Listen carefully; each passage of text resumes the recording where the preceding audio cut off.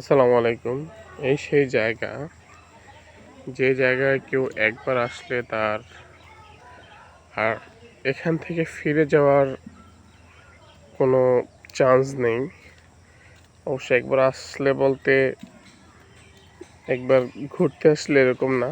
ধরেন কেউ যদি এই জায়গায় একবার এসে শোয়, এটা তো আপনারা সবাই বুঝেন।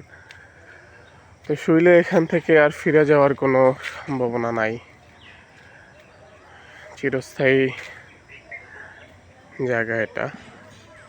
তো আমরা আসলে এত অহংকার কেন করি আমরা জানি না। আমরা সকলেই কিন্তু জানি, আমরা সবাই হয়তো লুদুয়াতে, এটা লুদুয়া গুরুস্থান, নয়তো অন্য কোথাও চলে যাব, অন্য কোনো কবরস্থানে চলে যাব, কিন্তু তারপরেও আমরা আমাদের এই অহংকারের ঠেলায় আমরা বাঁচি না।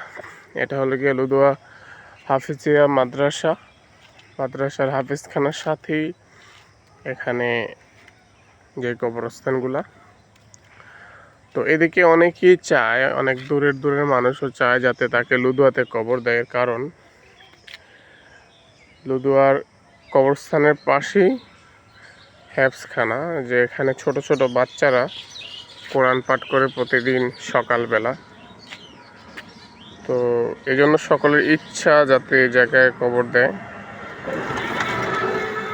তো সকল কবরবাসীর জন্য দোয়া চাই যে আসলে যারা কবরে চলে যায় তারা যত কোটিপতি হোক কোনো এক সময়, কিন্তু তারা কিন্তু এই জায়গায় আসলে সম্পূর্ণ অসহায়।